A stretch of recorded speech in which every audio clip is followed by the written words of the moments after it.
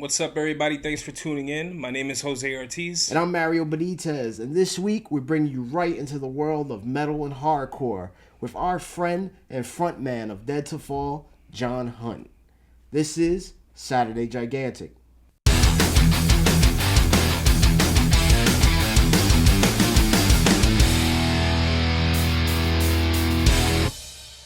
Hey, man, so this episode is going to be kind of crazy. Yeah. It's like a long time coming. Dead to Fall, there's a lot of people who are probably looking at the description or, looking at... Not understanding what the... Dead to Fall. Yeah. I know that it's a lot to grasp sometimes. We are, like, all over the place with our interests and stuff like that, but we've been into so much for so many years. Yeah. That it's kind of like, when we said variety show, we meant that. It's a real variety show. It's our personalities. Yeah, I mean, it's what we're into, so, we just want to kind of bring people in, but... Yeah, man, we've been seeing Dead to Fall play live for the last, 22 years. Yeah. Something like that. 20, yeah. I was, 15, 16. Yeah. When we first saw them, which is insane. Yeah. And, if you go back and tell us that, we'd be legit friends, I would be like, how? Yeah, right? That's I wouldn't think that would happen. The way that connection comes about or whatever. But it's crazy. John is the homie. Justin, Brian, all those guys have been... good friends for a while now. Yeah. And genuine support going through the years, whether it be playing shows in Chicago, we played shows together in Milwaukee, just definitely seen them probably a good 30 times. Yeah, easy. Too many times. Yeah. I mean, and this was at a time where there were venues out here, you know what I'm saying? Bro, yeah, even going back when we first saw them, it was CB's. Yeah, we saw them at CB's. I think that was Diami who booked that. Diami locked in a vacancy. Shout out to Diami. I think he was booking some shows of theirs, and I mean those shows were awesome all the time. Bro, CBGB's New York is messed up for letting that place close, man. Yeah, that was. I mean, I know the guys who are older than us probably get mad just hearing anybody under the age of 40 talk about that. Yeah, because they spent their whole lives there. They grew up there. But it definitely was a home to us toward the tail end. I'd say not tail end, but 2001 to about 2006 when they closed. Yeah. We spent every weekend there. Every Thousand Knives production show that Rich Hall would throw. Where some of the matinees, the Sunday matinees. You had a bunch of Ferret bands, Trust Kill bands, Victory Records bands that were always on that stage. Yeah. So that was basically every fucking the Hellfest 2000 lineup. Rolled through CB's. Oh, you had to. You had to roll by there, bro. Yeah. You had to go and get injured on that woody floor, bro. That floor. If you fell on that floor, you woke up with every scar you could think of. Yeah, you woke up a heroin addict, bro. It's bugged out because over the years you've seen venues. I mean, when it comes to venues, that's a big part of it because as bands get bigger, they start drawing bigger bands. Dead to Fall was one of those bands that kind of blew up in 2003, 2004-ish. Yeah. They were they were already big, but they were reaching way, getting up there. And it got signed and now it's we were losing venues. We had Club Rare, we had Nicky and Sam's, we had Knitting Factory before they moved. We had CB's, we had Red Zone, we had L'Amour's for a little 13, bit. Yeah. L'Amour. We had a lot of venues out here, and then that slowly started going away. And so, I mean, for today's show, we're going over to Brooklyn Monarch. I've never been there before. Mario's been there. Yeah, I got to see this band, Conjure. Oh, yeah, you saw them? Was awesome, man. Who did they play with? I forgot who they played. Oh, with Wake. This band, I always talk about how, I missed that experience of seeing bands. Yeah. And them making you become a fan live. Yeah, you never heard them, you don't know anything about them. That's the last. Wake was the last band that did that to me. Nice. I was like, oh man, they're tight and they're fucking good. Yeah. But yeah, so we're actually about to take you guys to Brooklyn Monarch to check out Dead to Fall. Yep. So here's a fucking awesome video for you, man. And right after, you'll get a conversation with Jon Hunt himself. Yep. Peep. The eternal gates of hell!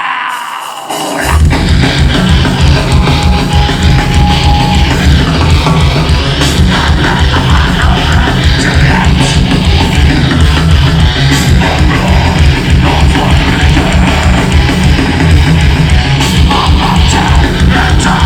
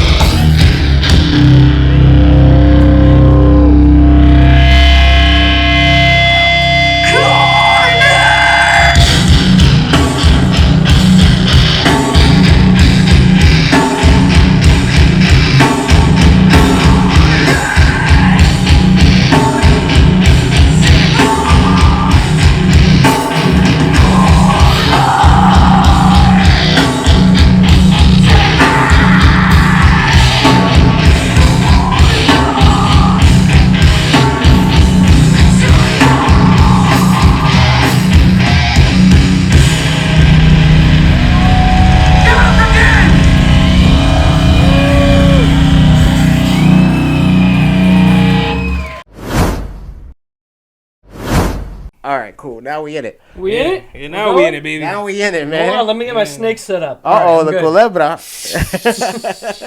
You get stunned. Imagine it's real. I mean, that's it. It's culebra to fall. We set him up with a snake.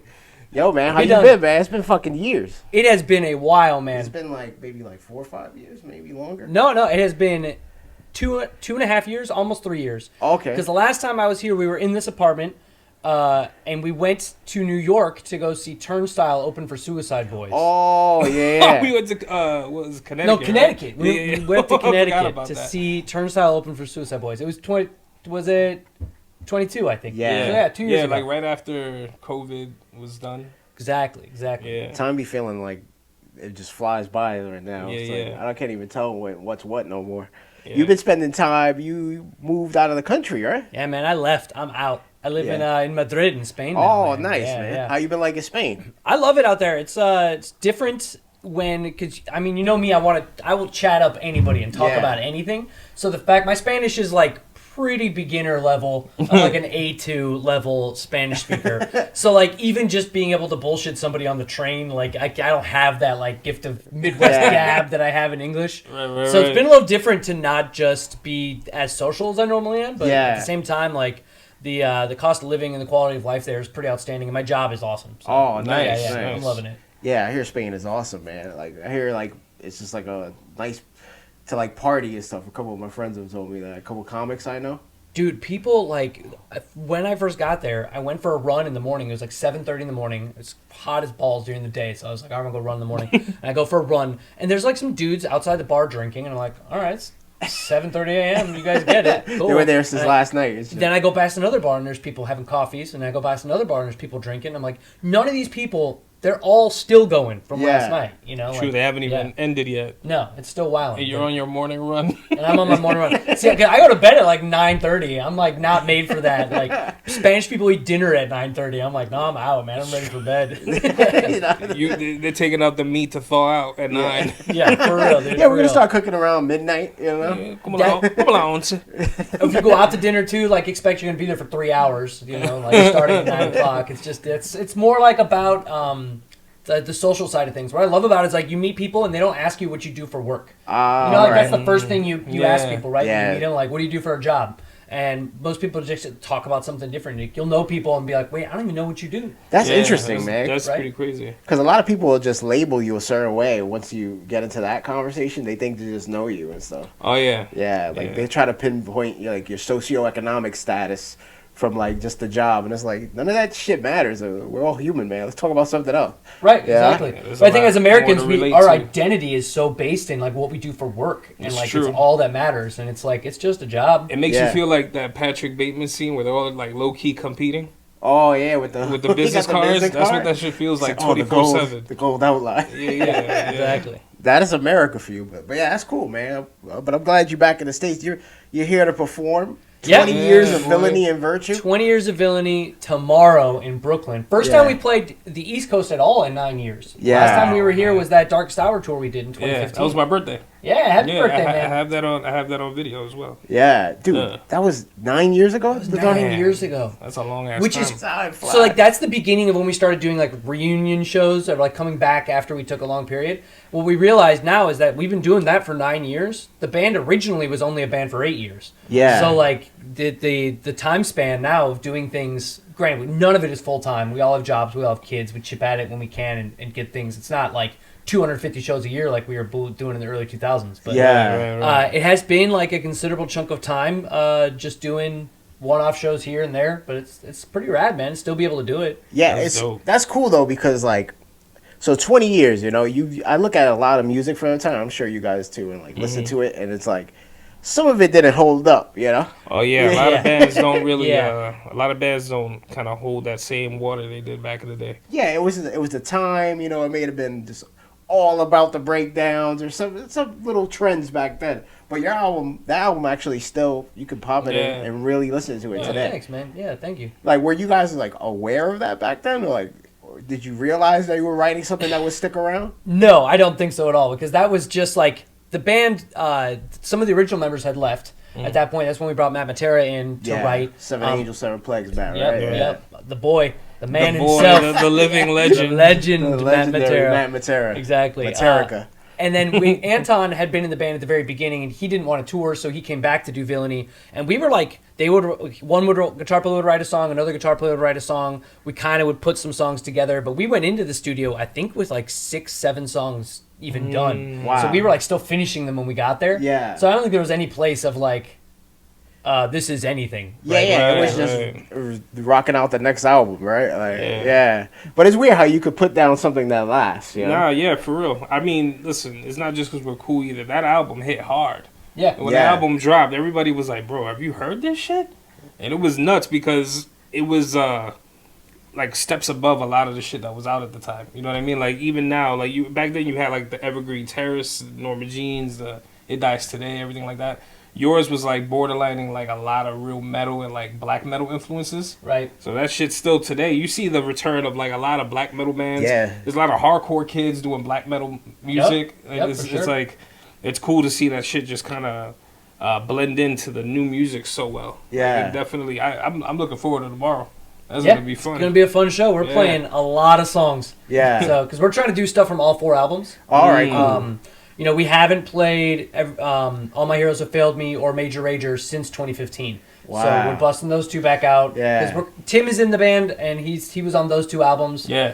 It's not the guitar players that wrote those songs, so it's a little bit sometimes awkward because we had so many different lineups for people to play songs they didn't write. But at the same time, it is like when people come to see Dead Default, they want to hear their favorite songs, right? True. So we haven't been playing them, and I think we had this. Enough people came up to us and like, "What's up? Are you gonna play these songs or Yeah. what?" So You guys got like if there was a compilation of like hardcore hits and like metalcore hits, you guys would be on it. Like if it was like a now 187, like Now 204. you this guys is what I would call have, metalcore. yeah, you guys would have hits on that. We should be the ones to make that commercial. Now 187? actually.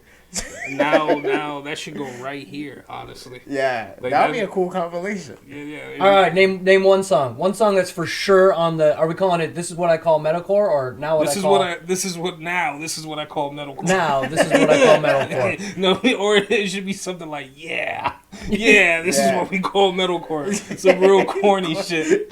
Weird Kids Bop versions. I and mean, shit, who too. would you have on there? You guys, Bastard Set of Dreams. You guys would have like maybe 3 or 4 Yeah, tracks. you on guys, it, though. you just throw the whole Villainy on there. Just here. That's just a new cover for the album. It's just Now. and it's the whole album. Then that's what I call metalcore edition. Yeah, you'd have like Marta AD and shit. Marty. You'd have a lot of guys from Midwest. A lot Oh of yeah, bands you'd from out have a there. lot of fucking Comey Eternal. Yeah, that's something I wanted to ask you about because Yeah. when we were coming up, in like the scene out here, not too many people were listening to as much stuff as we were. We got put onto you guys and like other bands like Coma Eternal and Nehemiah and fucking End This Day and everybody from out there on like mp3.com. Right. Yeah. Yeah. Soul Seek. Hardcore MP3. Yeah. So Yeah. we used to burn these CDs and like a lot of people out here weren't just like getting into it yet. Yeah. So I always found it interesting because at that time I felt like the Midwest was cultivating a sound. Yeah, it felt like you guys were dominating like that whole genre. Because when we all found out that all those bands were from the same place, before it was like you go into a Soul Seek folder and you just see a band you never heard of, download the whole shit, listen, and you're like, yo, this shit is crazy. Look them up. They're maybe on Lambgo. There's some tour dates posted. New York always got skipped for a lot of bands. Like Dead to Fall was definitely out here a lot. Yeah. We met you fucking ages ago in CB's. But that's like one of those things where you could, at that moment when you had bands like Nehemiah, fucking Carnivale, Dead to Fall, Seven Angels, After the Burial, Wings all of coming Scarlet. from like a certain region. This shit felt crazy. It was like, yo, what are they doing out there? Yeah. And Like- it was such a small thing for us. Like we were playing in basements, all of us together. Like Seven Angels, End This Day, Dead to Fall. Kind of like there's members that went in between all these bands too, Yeah. you know. And so like for us, we were just that was our first tour. I think we did like 4 or 5 shows with Seven Angels and End This Day and us, and it was maybe 20, 30 people at every show. Yeah. you know. So it's like it's wild to me that you guys found out about it. Yeah. Through those, like, it's before MySpace. It's before Oh, yeah. people were like necessarily trading a lot of music. Yeah. But it was a small scene, But I think that kept things kind of tight, and it was a little bit competitive because people were like, all right, you got to come harder than the next person. Yeah. But like that's what we saw was New York hardcore, right? Like when you think about hardcore, you think about New York City, right? Yeah. Like, that's for us in the Midwest. That's just like all the bands from New York were just these gigantic bands, but it probably didn't feel as gigantic to you guys out here. No, we probably felt in our own worlds. We probably felt the same. You know? Yeah. I think I see what you're saying because when you look at New York, for me, a big deal was that a lot of you guys sounded like once you started realizing, oh, this band's from Chicago too. This band is from Milwaukee. You could hear similarities, but none of you guys sounded the same. Right. Like none of these, and I mean, when you listen to New York hardcore, you can tell when it's a certain band performing. Like it's not they don't sound identical to each other either. Right. And then a lot of those bands are like so huge. Like for us though, it's kind of like we migrated into it through hardcore and then went to like metalcore. And like we skipped New York hardcore. Like we were at a lot of those shows, but we just never really were big on it. You know, right.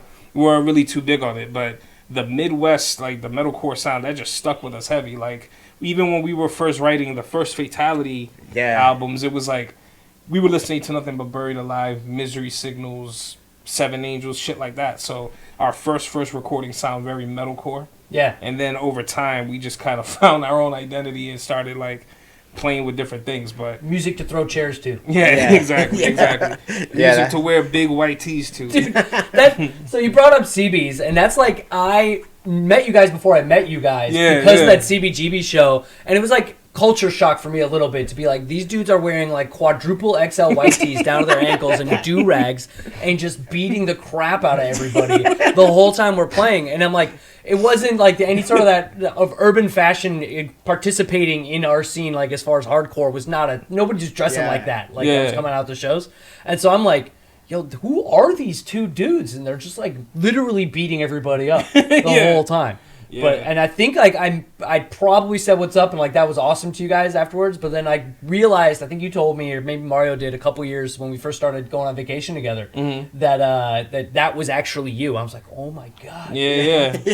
That footage is still floating around too. You can find that like on, I don't know if it's your set, but I found pictures of you guys. Like, there's a picture of you putting out the mic and it's Mario grabbing it. Yeah, I was thinking. I remember that I had braids, a do-rag, a fitted on, and I was one of the only guys that knew you guys' lyrics. Yeah. Too many accessories. Yeah. Because there was two shows at CB's around then that we played. I can't remember what the first one was. It was the Loudest Fuckfest was the second one that was with God Forbid. Yeah. But I don't. Did you guys play the Mad Grinders Ball? Okay. I always get those shows confused. I think they happen like close by. Yeah. Or, like the lineups felt similar to me, but yeah, we saw you a few times at CB's, and then like fast forward 2009, like we met at, I think it was in Chicago that we actually formally met. Right. Like when we went out for that show with like Carnivale and everything like that. So yeah, it's a lot of history there. It's pretty crazy. It's crazy how it comes back around. Yeah, yeah. And it's weird. I mean, the scene now is. Like, you ever think about that? Because you guys were huge, right? I think about that sometimes. Like, imagine if we were playing when we were like at the peak of it, but with like today's social media and whatnot. Ooh. Dude, you guys were big, and it wasn't, the connectivity wasn't even like at its point. Yeah, you guys were like, point it is now.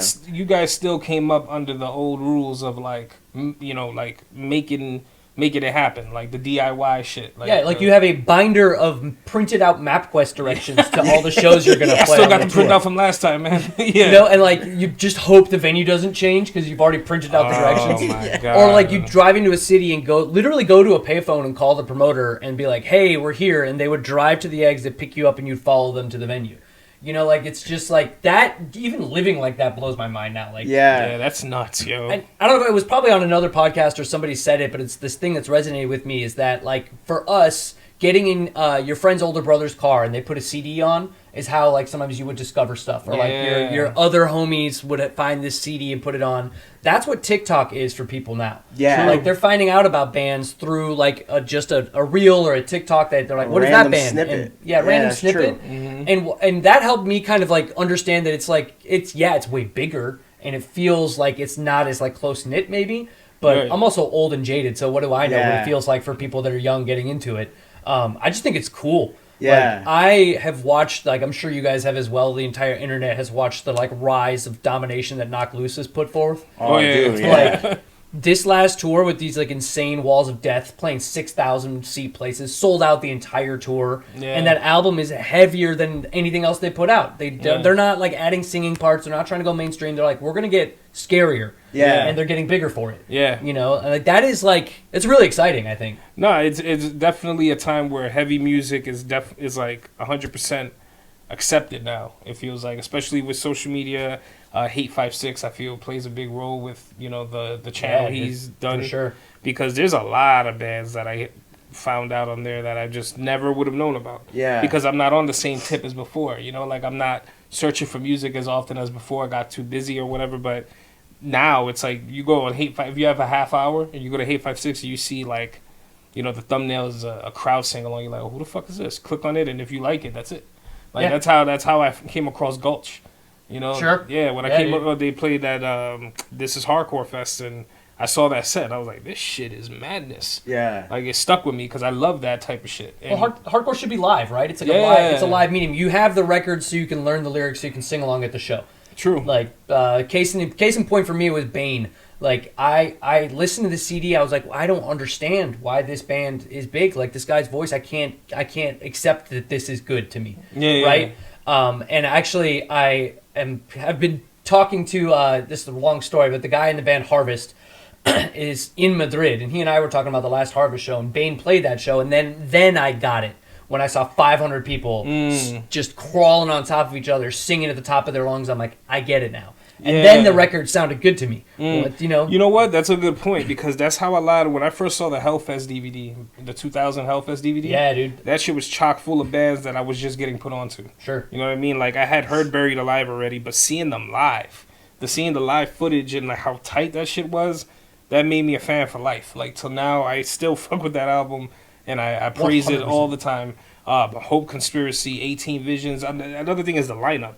Yeah, like, it's just this crazy mix of hardcore, metalcore, post-hardcore, whatever. Like, it's just so much a good mix of shit. And I guess that was like our TikTok DVDs. Yeah, were our TikTok. I wonder how many copies were pressed of that DVD, right? Because I feel like if it was like a hardcore kids Green Day Dookie, like everyone has it. Yeah, you know, like everyone had that Hellfest DVD. I think I still have it. Yeah. There was a Furnace Fest DVD too. Yeah. Matt Matera singing Andrew WK. The second Matt Matera reference. Can we have a little Matt Matera reference count in the area, please? But that Andrew WK live set at Furnace Fest, and I was just like, dude, that was a big deal. What is this? Like, this is amazing. Yeah. Man, 2004 Hellfest was supposed to come out. We were all over that shit. Yeah. And then it just got canceled. And wonder what happened with the footage in it. I know Hate 5-6 ended up getting a bunch of it. Like, they donated it to him or something like that, because it has like a special intro and says like this footage was taken by blah blah blah back in the day, and it plays. It's like Prayer for Cleansing's set. So the 2004 Hellfest prayer set is there. Don't talk to me about that set. I was there for that. I know you were. That shit was do you know who wasn't there? Who? Me. Do you know why? You were playing. Because we were playing at the exact same time, dude. Like, how are you going to schedule Dead to Fall and Prayer for Cleansing at the same time? That was bad. Like, they could have done anybody else. To this day, I've only gotten to see Prayer one time. And it was before I'd even heard of them. Like, they were playing in Chicago, this tiny little place, and they were opening, and I was like, this band rules. And then, man, I'm still bitter about that. You guys played the dinosaur stage, right? Yeah. That shit was rough. I remember that being an issue that day. Yeah. Being like, damn, what the fuck are we going to do? Literally running back and forth. Could we go there and then run? And you underestimate how huge that shit was. Yeah. It's like a big-ass skate park. It was like impossible to do. But yeah, that you guys have footage from that day too? There's some footage around I've seen. I think we might have it. But it was like, I was really nervous. I'm like, nobody's going to come see us. Everybody's going to go see Prayer. They're playing on a bigger stage. We're in this tiny little room, but like it got packed out.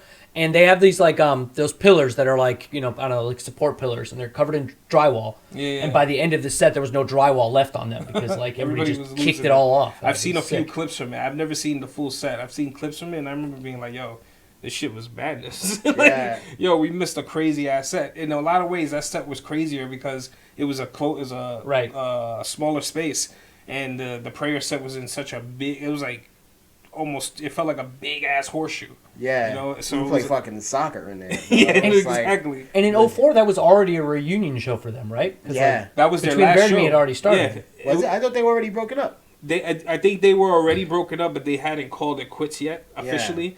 And he got on stage and he was like, "This is the final nail in the coffin for Prayer." And then they played and they jumped into the shit. Because that's like they put out that Cranberries cover around that time. Yeah. They released that. That's right. Yeah. If you know it, get the fuck up here and help me out.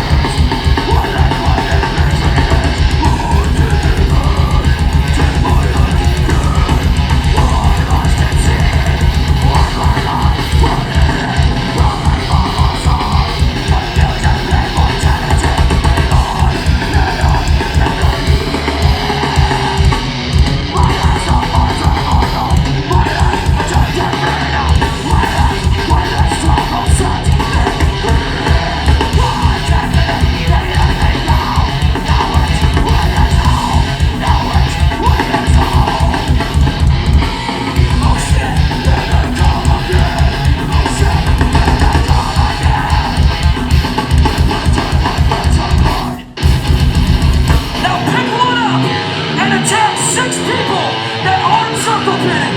Get it going. Chomp, chomp.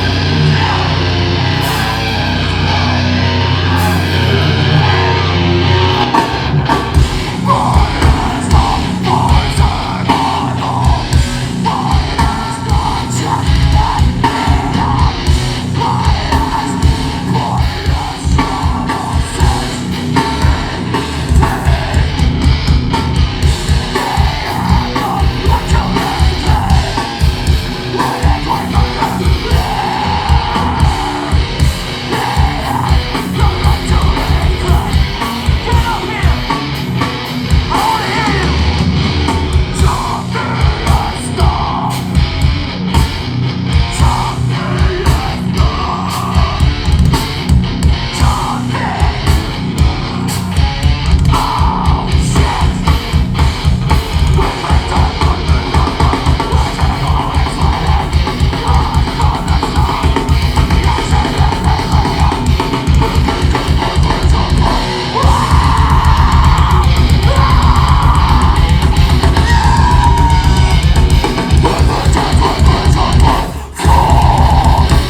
So, dude, your band Dead to Fall had, like you mentioned before, members from a lot of different parts from other bands, right? Yeah. So I felt like you guys were a good representation of the Midwest sound because your albums did kind of get different depending on the members, you know? Right. So Yeah. who was it like in each? What members did you have for each album at the time? All right, so I can that'll cut From, me like, the separate touring members that bands. weren't on albums. I'm not Yeah. going to name those necessarily, because there was like it was becoming a full-time band was Yeah. like a great onset, but then the struggle of doing that grind all day, every day, doing 200, 250 shows a year was Yeah. too much for a lot of people. So people would leave because they were getting married or they were having a kid or whatever was happening. So the original lineup, Anton, Brian, Justin, and Dan had Aaron and Andy singing. Andy he left very quickly after that, and then Aaron left to sing for End This Day. Ah, Excuse me. And I knew the guys from high school, and so they asked me to join. And then our first show was in a coffee shop owned by the dudes in the band Chevelle.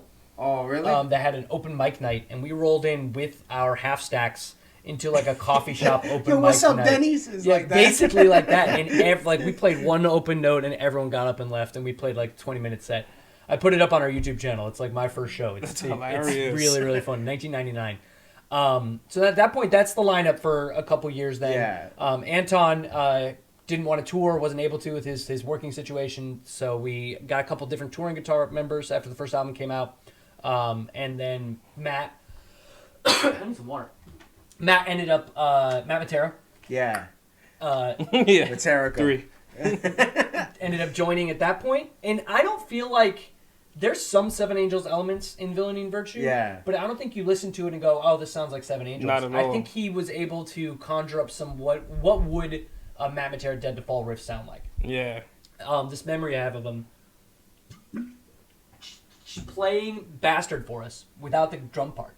And so he just goes, dun dun, dun dun dun dun dun dun dun dun dun. Dun dun. Like, it's like this, I'm like, what?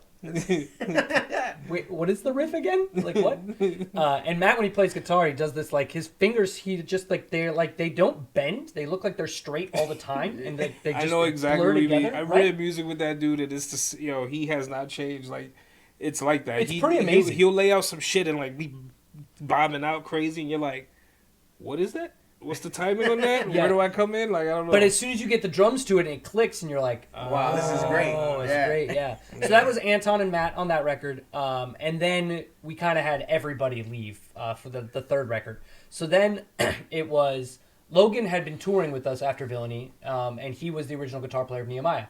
Right. Yeah. And Aaron replaced Logan in Nehemiah. So then Logan was our guitar player, and then when Matt left, Nehemiah had broken up, so now we had Logan and Aaron in Dead to Fall, and they were both the lead guitar player for Nehemiah for a while. Yeah. So like, You and then could they hear were that. You can hear big that time. shit, and too. then that's Yeah. when the one I think it sounds like a Nehemiah. Yeah. You Yeah. can tell, right? That was a good balance, because Nehemiah has some really long-ass songs, right? right. Yeah, they did. So once they got into Dead to Fall, you could hear the Nehemiah influence, but it was shortened. And Right. it was very sweet. You know I what love I'm saying? those long songs though. No, Yeah. I could listen to that shit all day, but I know like when you're at a show, Yeah. it's different. Like this is at a time where we wanted to whoop ass and Fair. Yeah, do you wait cartwheels and shit. 5 minutes for a 20-second breakdown. Yeah, right. Yo, listen, in 9 minutes it's gonna get crazy. Listen, wait, Take a water break. wait till 8. You talking over the music? Wait till 8 minutes and 30 seconds. It's gonna get nuts. You're Yeah. playing I'm gonna go out Freebird, and call my mom real quick. I'm gonna come right back in. the Freebird of metalcore. Yeah, I thought those dudes wrote with a lot more chords Yeah. than just straight riffs. Yeah. Which was the difference. And then Are You Serious is Logan is the main songwriter on the whole album. Phil wrote a couple parts within it. Phil was actually like just a dude who played music. He wasn't from the hardcore scene or the metalcore scene at all. Yeah. When he came in, he brought like a more refined kind of approach to the music making. You know, like he was like big on Jimi Hendrix and like blues and like brought some tasteful elements. And I thought that the rest of us at that point definitely had no taste. We were just all in it. That's cool to have someone like that with an open mind. Sorry to Yeah. interrupt, but that's because you have sometimes there's snobs, right? Like, Right. Music snobs where like they feel like their shit or what they listen to is like top tier. They don't really keep an open mind, so that's cool. Because you don't really see dudes who are straight metal adapt to like metalcore and hardcore because it doesn't really follow the rules of songwriting a lot of times. Yeah, exactly. So yeah, that's cool that he was open minded. Yeah. Yeah, dude, when you guys wrote that album, Are You Serious? Was that like because you guys broke the fourth wall, so to say, in that album? Yeah. You know? If that makes sense. Yep. But was that your like conscious doing, or where were you when you were writing that album? Because I feel like you were poking fun at yourselves. 100%. You were poking fun at the music, at the everything. I mean, at that point, I'd been touring full time for, 4 years, 6 years, and it was just this like shit would happen, like the trailer would break down again, or the van would break down again, and our phrase would always be like, "Are you serious?" And so like we would just say that to each other. Then it turned into like, "Are you serious?" And like people would just like say it jokingly to each other, and like Aaron used to say it a lot. As like and he had a certain tone of voice he would say it in, and so it became just like a Dead to Fall colloquial phrase we would say, right? But that album, like people are always like, "Oh, it was a party album." I'm like, there's one party song on the album, but there's some deeper stuff on there. Like there's a metaphor. I think the Sleeping Bag song is probably the one that dials in most where I was at, because the lyrics are a metaphor for the band and the struggle of like how we were feeling about our career at the time, but using our van as that metaphor. Yeah. And our van was named Sleeping Bag. So the van was like, it's two of the cylinders weren't firing. It had struggles getting up steep hills. Like it like was falling apart all the time. Like we didn't know if it was going to make it. Just the same way like our band was kind of like falling apart half the time. We weren't going full speed anymore. Just felt like kind of worn down. We would do a lot of headlining shows and bring out bands. Like we brought out A Day to Remember, Suicide Silence, Born of Osiris, just like bands that like ended up becoming enormous. Right. But then it just kind of felt like when is somebody enormous going to take us out? You know. Yeah. Like, and we got a couple decent tours, but I think we were just tired at that point. You know. So like there was this, and also the dynamics of like you're broke and you're trying to tour and do this all day every day, and like you kind of start to hate each other. 'Cause Yeah. we're spending so much time In together a sweaty van. in a sweaty van, Yeah. and you know, like the littlest things become drama. Yeah. Just like having housemates, right? You know, like when you're together too much. And so that kind of took its toll. And I wish we would have, like in hindsight, we should have been able to get over it and like just done another album and kept touring. But it was like if this continues on, we're all gonna just beat each other up, or we're gonna die. You know? Yeah. Like, so, Yeah. Dude, that's what it could be. That's what it becomes. Like, we didn't get to do it on that level, so I could even imagine that. But, Yeah. dude, being in a van with somebody, me and this guy almost killed each other before. Man, I wake up to Mario landing on top of me Yeah. because Drew decided he wanted to have a water fight while he was driving with our friends in the other band, and he ran us off the road. We ended up in the highway median, in the grass. And I wake up to Mario falling on top of me, and I immediately grab it. I'm like, get the fuck off me. And I'm waking up because I was sleeping. So I'm waking up and I'm like, yo, why am I on top? So we're looking at each other and we're literally face to face, and I'm grabbing him by his shirt and he's grabbing me by my shirt. I'm like, what the fuck are you doing, my And man? I'm like, what the fuck are you doing? And I'm like, yo, we what the don't know fuck did I? nothing. You And guys we are like don't a know- New York cartoon at that point. And then we both look at Drew. And then Hold Drew- on, hold on, wait. Okay, now I can say it. Yeah, You guys are like a New York cartoon at that point. Yo, dude, we totally were. And then Drew goes, no, guys, I'm sorry. I just ran us off the road. And the anger instantly. we're both still holding each other. And we just go, what the fuck is wrong with you? we were like ready to kill him. But that was, yo, dude, that's just what it was. Yeah. Being in a. I could see how that could get frustrating. Yeah. 4 or 5 years like straight. That's nuts. And trying to do it as a career, like this is how we ate, and this is Right, how we right. like provided for ourselves, right? And we not having an apartment, not being able to have a girlfriend that would want to stay with you because you're gone 250 days out of the year, not having like getting to see your family, and yes, it's but Yo, that's great. Yeah, you guys were living like WWE wrestlers. listen, my second teaching job, Yeah. the art teacher at my school was a WWE wrestler, and he toured.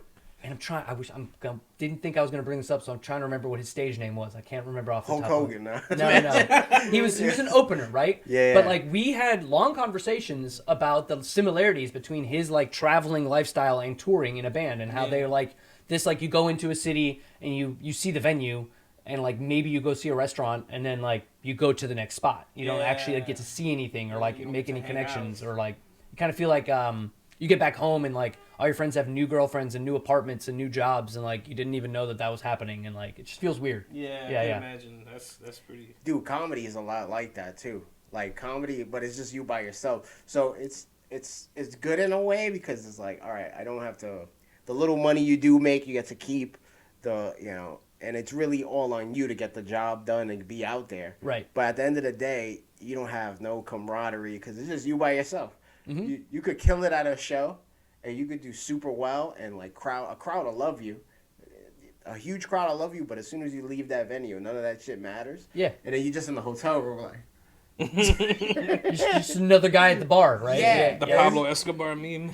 Yeah, really. Right, That's you exactly. after. That's you after like nothing, bro. In a random place. That's totally true. But I think when I get into that, I also start to like I forget to be grateful for like the fact that I was even able to be in that place. True. That I was able to just travel and make music. And Yeah. I was able to do it for that long. And now the music that we made is valuable enough to people that they want to see it still. Yeah. In their late 30s, in their 40s, they want to come back out and see the music more. And our new songs that we've put out have gotten really good responses as well. Yeah. So like I think there is like there's a need for me to continue to be humble and remember that it was like really a gift that I had that would allow me to be able to get out and make music for a living. Like not very many people get to take it to that level. So Yeah, cool. You really think about that, right? Like billions of people will never have that experience and may want it, but it takes a certain amount of balls to play drums to get to be a singer in front of a band, to really make a piece of art, you know, that'll be criticized and listened to or looked upon, you know. And half the time you're not really planning for it. You know, like you guys start out as a band and it just gradually gets more and more serious, and before you know it, it's like as now you're aiming for it, like, oh, we got something good, let's keep fucking going. And now you see the work paying off, and you know, that's pretty cool. Like when that whole process takes place, do you have any particular sets that come to mind, like as you were on the come up, like any sets that you think about that are like, yo, I remember that show. That show was nuts. Where you knew you were like something. Yeah, like where you were like, good. okay, we're there. So it was our record release show for Everything I Touch in Chicago. So there's a precursor to this one. It's the first time we went back to the suburb that we're from. It's called Gurnee. It's like where the Six Flags Park is, north of Chicago. And we had been touring for a while, and then we came back and did a basement show in Gurnee. And we were like, all right, yeah, it's like we've done tons of basement shows in Gurnee. It's like whatever. And so we come into this neighborhood, and it's like these cookie cutter like McMansion houses all the way around this neighborhood, and there are cars lining the street. The Edward everywhere. Scissorhands Yeah, neighborhood? that style, right? Like pure suburban. Yeah. And there are cars everywhere, and like on the side of the road, and like that's not a place where people park on the road; they park in their driveways. So I'm like, that's weird. And we keep getting closer, and they're all at the show, and there are 200 people that are there to see us play in this basement show, and at this dude's house, and his parents are there. And they're like, yeah, you can have a show, because he'd been doing this with his friends' bands often, right? Like, but it wasn't like this. Like, I'm down in the basement. I'm like, there's a lot of people down here. Maybe 100 of them made it down there. But I'm like, if something happens, like, we're all screwed. Like, you can't get out of here. You know, like it was scary in that sense, but like it was also just wild, man. People went off. But the really big one was we played Fireside Bowl with Rise Against, and it was our record release show, and it was just like it was a Rise Against crowd with some of our fans, but like people were just going off, and I'm like, this feels right. This feels like there's something here. Yeah.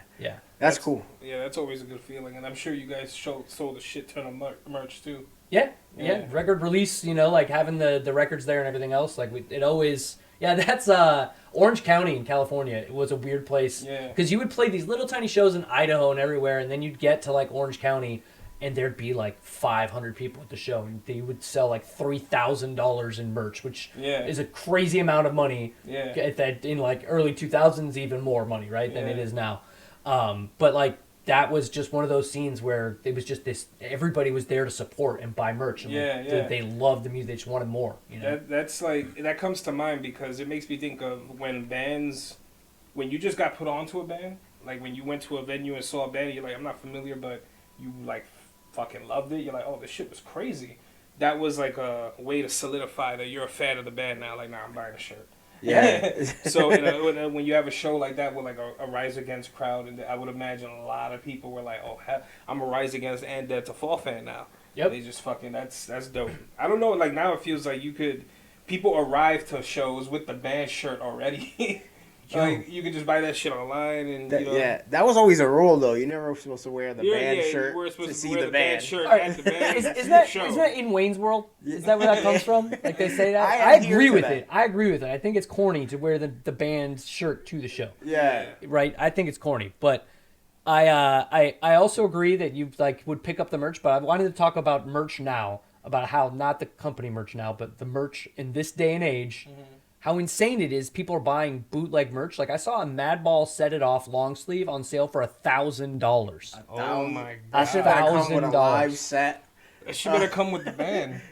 It's crazy. $1,000. Yeah. $1,000. So that means people have sold shirts for maybe not that much, but similar prices, like hundreds before. Yeah. Easily. Yeah, like I was a part of I don't know if you know Sammy. He's a guy that used to book a lot of shows out here. But he's a part of like this OG, it's called OG Merch Swap. I forget the name. But man, I'd see some crazy shit on there. People selling like fucking Autumn to Ashes sweaters from like 2002 for like $400.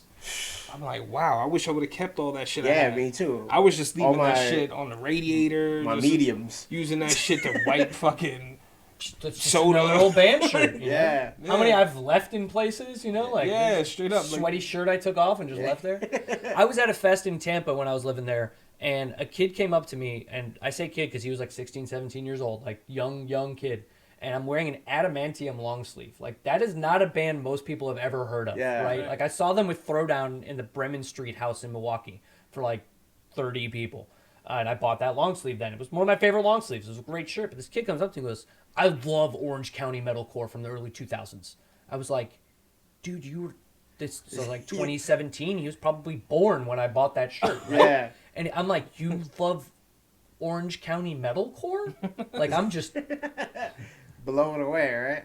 I'm not understanding like what's happening right here. And so I'm like, oh, cool. And he goes, how much do you want for that shirt? I'm like, you want to buy my shirt of adamantium? I don't know. $50. And he's like, deal. I'm like, Shit. and you have to buy me a shirt from another band. So you bought me a Year of the Knife shirt, which is sick. Oh, nice. Right? All because you needed something to wear. I needed something to wear, right? Yeah, because I He was just walking. leaves you You know, It, shirt. it was a deal that made perfect sense. And I wanted to mention this band. We were talking about New York hardcore. I went to that fest because Indecision was playing, and that band is so important to me in my life and like the way that because I grew up very, very religious.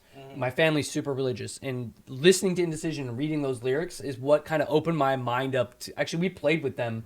I was in a Christian hardcore band called Stalemate, very early into getting into the I scene. never knew that. Yeah. Me, I was in this band, and I had a conversation with my friend Shane, who does shows in Chicago afterwards. I was like, "Why did people leave during our set?" And he's like, "'Cause they don't want to listen to a Christian band, dude." I was like, "Oh, okay, that's interesting, weird." And then like watching getting a Decision record, reading those lyrics, starting to open my mind up to like, all right, this way I've been thinking about the world, the way I was trained as a kid to think about the world, is not the way that it works and the way that makes logical sense. And started to kind of open my eyes to a lot of things. But Indecision is a very valuable band to me. Right. Let me ask you though, because the way we spoke about this not long ago, but way we came up, it was very weird for our parents and shit to see us being into metal and whatnot. They just did not understand. This was like devil music, you know what I mean? Yeah. Right. Oh my This goodness. is the evil. Oh my god, he's possessed now.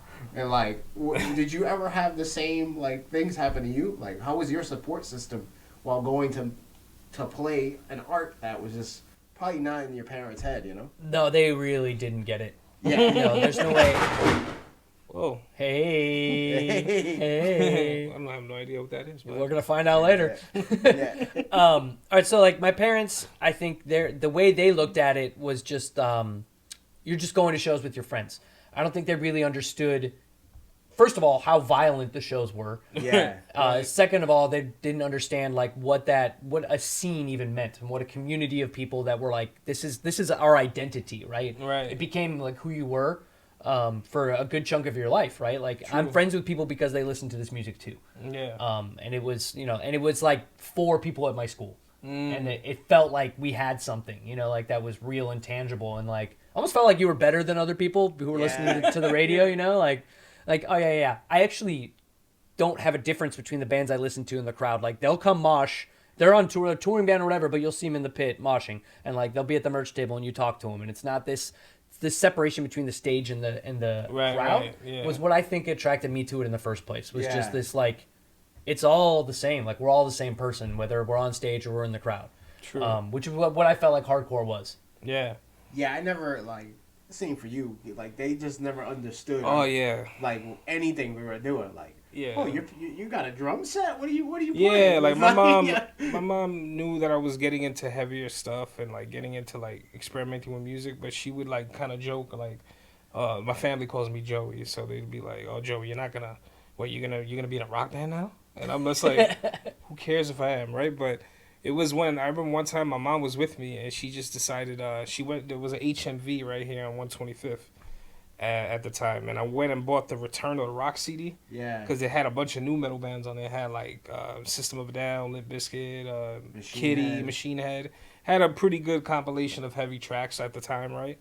I buy that, and my mom thought that she had to talk with me like if I was on drugs. Right? Because She was like, "Papi," she was like, "Papi, you serious about this? This is what you want to do?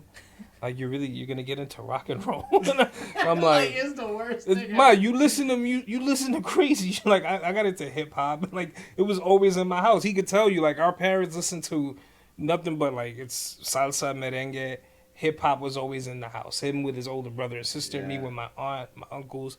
Like, it's just a funny thing to hear, to know that they were like, we were exposed to that type of shit. Yeah. But when it came to rock, it was like, oh man, are you sure? Dude, she thought it was a gateway drug for sure. She's like, next thing you know, you're gonna be listening to Hatebreed. Yeah. Right, yeah. You're gonna start wearing leopard pants. Yeah, and then you know what's the fucked up part? You know what's another part we don't really put together? We had a problem with fighting a lot at the time, like late 90s, early 2000s. We were just teenagers and getting into random, you know, everybody has those moments where you get into beef and shit. So we had a lot of problems in the street where we'd get into random fights. We'd come home, we'd have our knuckles all fucked up and shirts like with blood on them and shit. And my mom would be like, again, like, what the fuck? You're gonna end up fucking arrested. Like, what are y'all doing? What are you doing? I spoke to Evelyn, which is his mom. I spoke to Evelyn. She told me what the fuck y'all were doing and what happened and what y'all did to those dudes. Blah, blah. I'm like, yo, all right, we're good. Like, we're not trying to become convicts or anything like that. We just got into some shit. We go into the hardcore scene and we really leave that behind. Like, we stopped getting into that kind of shit. But in hardcore shows, you still hurt yourself. Yeah. Because you're fucking... Still got into some fights. Yeah, that's still how getting into fights. So was. we'd come home looking the same. You guys are wearing leopard pants. Now you're fighting. Like, my mom would be like, you were at a show? What kind of show you at? That this is happening? Fight Club? What is this? And I'm like, Ma, you just... It wasn't like now where I could be like, this is what I was doing, Ma. This is what it was. Yeah. Back then, it was like a whole process. Unless you came to a show... Like, you didn't really get it, you know? So, it's pretty funny to see the confusion of Latino parents. Yeah. Parents in general. Yeah. I mean, yeah, parents in general, but I feel like Latino parents out here take that shit bad. Like, the drug talk? Like, Ma, chill. Yeah. Like, I'm not... That's when we were straight edge, too. Right? Yep. So, that was, like, the most anti-drug ever. Yeah, like when they were the most worried. Yeah, we're not even doing any of that shit. They're having, like, real deep talks with us because I bought a fucking... MTV music compilation CD. Is so funny. That's you're gonna be listening to very dangerous music. Viewer discretion advised. Viewer discretion advised. I think, but it's like you're saying, like parents don't understand the music that you're getting into. But isn't that true of like every generation? Yeah. Yeah, you know? totally. Granted, I think what we were listening to was pretty extreme for what was out there. Yeah. You know, like I'm really glad my parents didn't see really how gnarly like some of the shows would get. I mean, I think about that. There's probably some like residual trauma based on the fact that I was 16 years old watching giant tattoo dudes beat the crap out of each other. You know, in this like pseudo gang like environment. Yeah. For, you know, like, or people at least wanted it to be. I don't think it really actually was, but they pretended like it was. And that was like, to think about how young I was and experiencing that, like there's some pieces in there that, you know, me and my therapist have brought it up a couple times. There's some unwinding in that, you know. Just wake up. Yeah. So somebody's moshing them. Or just like what I think is normal isn't normal. Yeah. Right? You know. No, it's a very crazy scene, you know. And it's great. It's cool that you brought up just like because I wanted to ask you about this. You have taught children music, you know. Yeah. Yeah, for years now, right? Yep. Like, it's my career. Yeah. Yeah. So. Is there anything you learned or anything you take from your experience from metal and bring it into teaching kids about music through their ears and stuff? Have you ever taught them like a metal song or something? I've never taught them a metal song necessarily, but I think the first piece is how it affects, like how what I bring from my performance is that teaching is being on stage. Yeah. Right? Like if you're having a crappy day, if you have personal stuff going on, you got to put on your game face the same way you got to do it when you get on stage.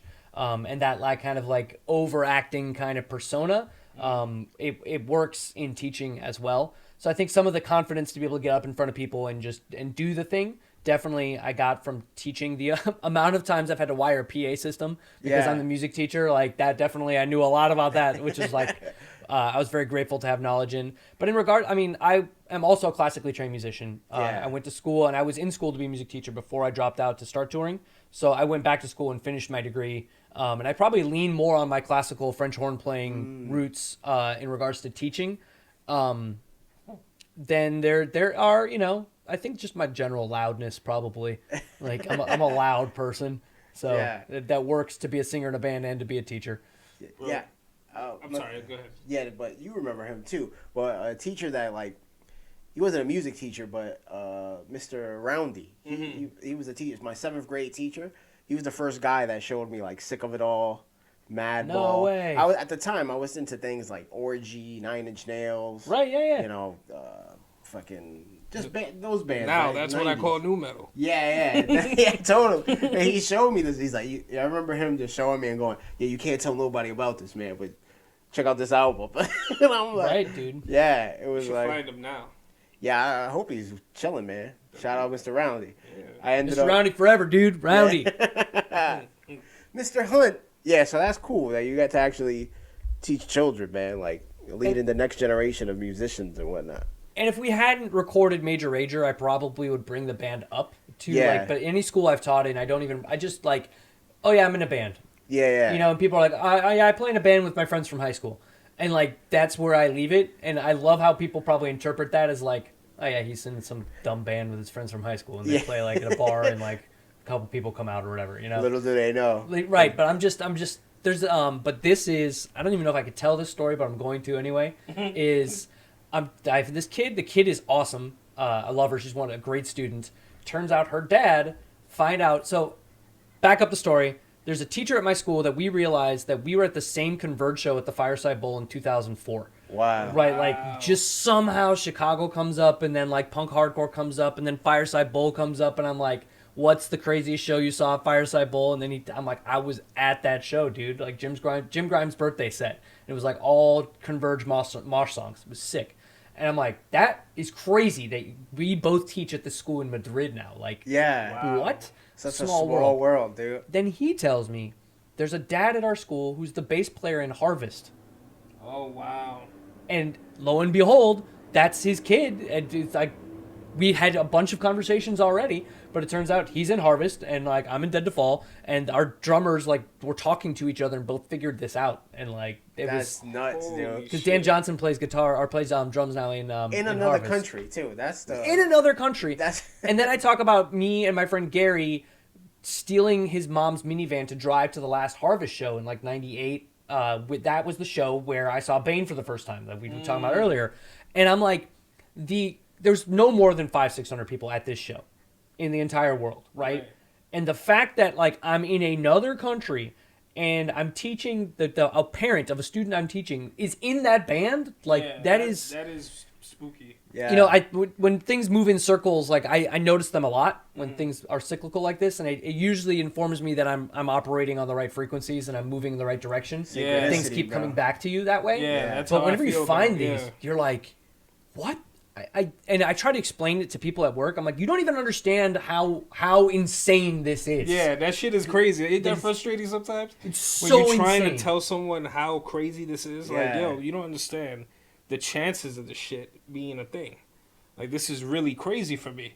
Yeah. Like, they can't grasp how intense it feels like for you to have discovered that.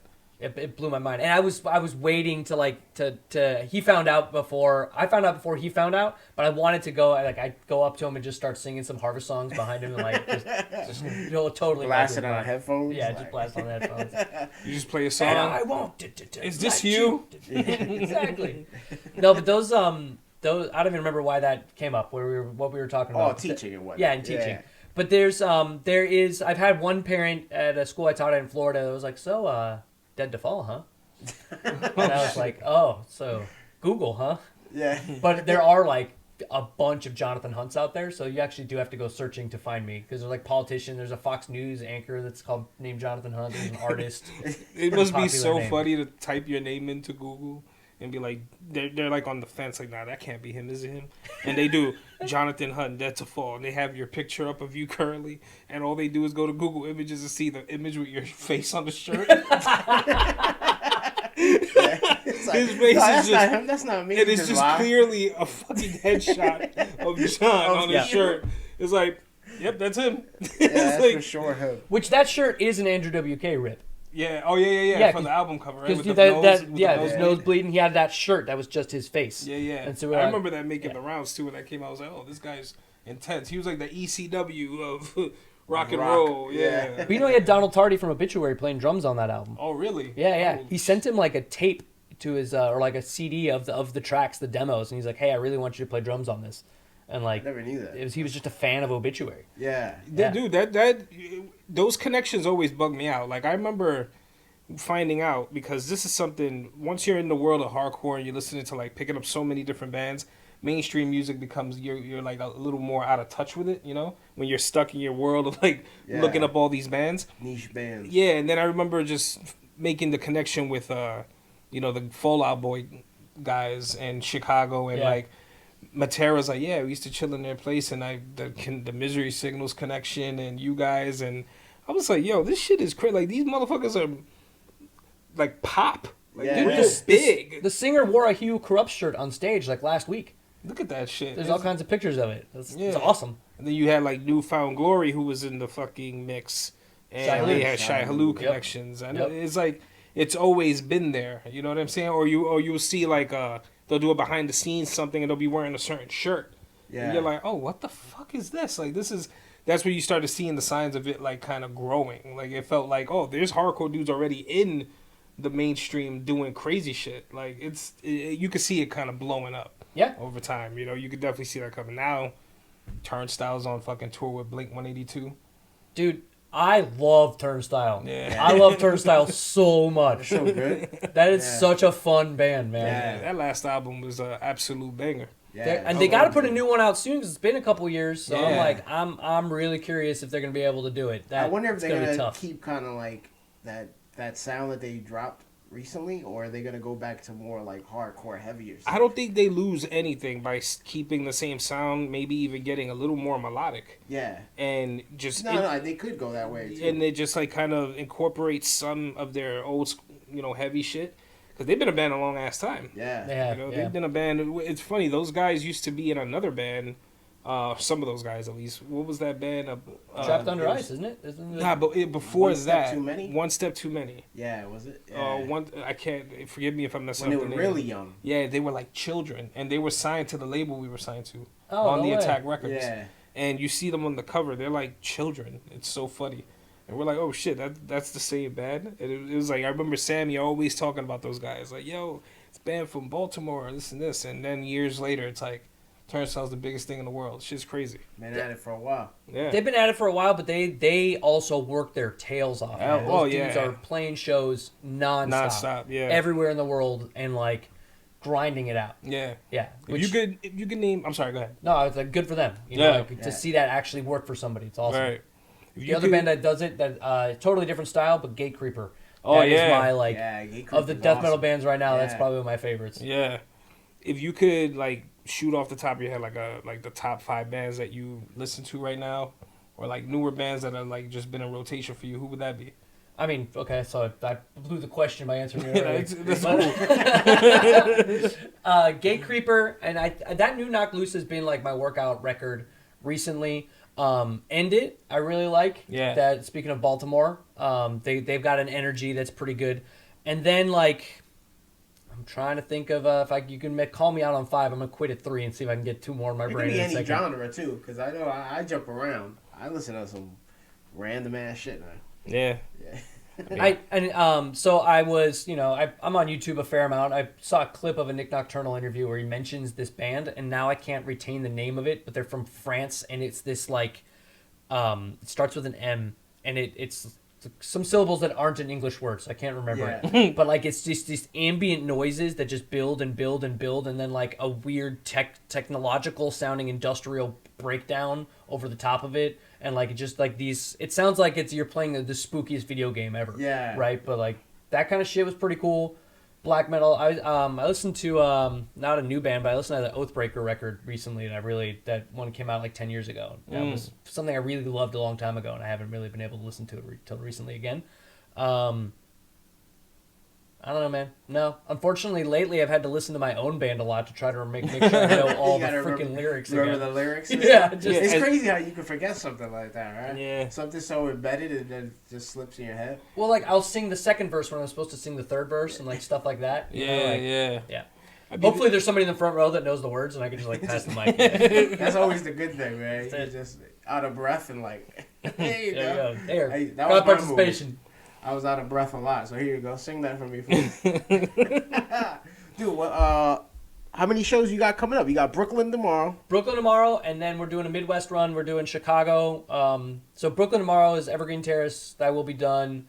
Locked in a Vacancy, which shout out Diami. Yeah, shout out Diami. Diami. That dude rules. He booked us the first time we came to New York at ABC No Rio in 2002 with Caliban and A Life Once Lost. Look at that. Diami always been He bringing been dope on bands it, man. out here. Him and his boy Jesse back in the day, they ran Purity. Yep. Yeah, and I believe he ran Purity with him.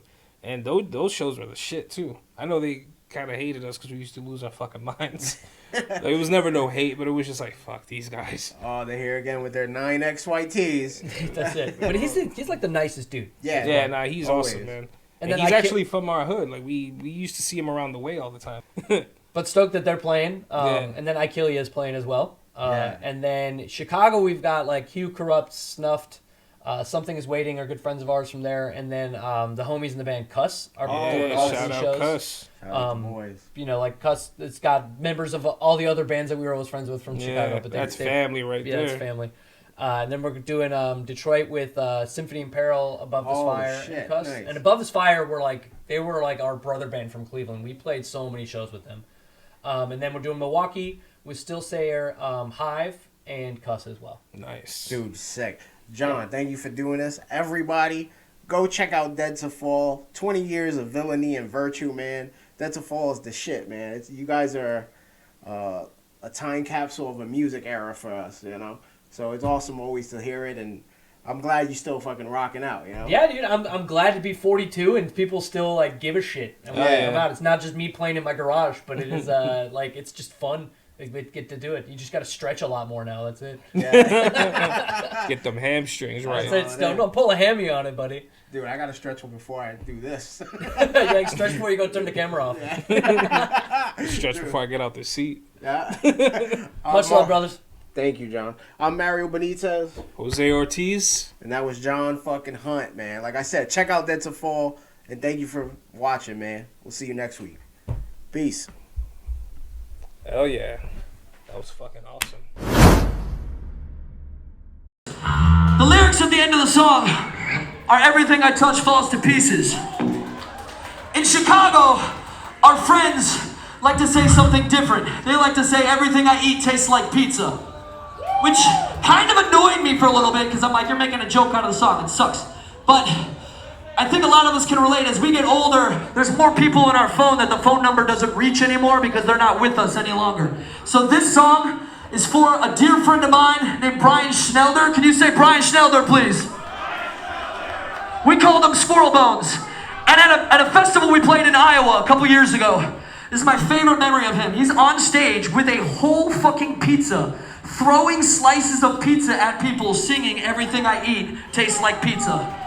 So since he's passed, I refuse to sing the original lyrics. The lyrics at the end of this song are now, everything I eat tastes like pizza, Squirrel Bones forever. This is memory.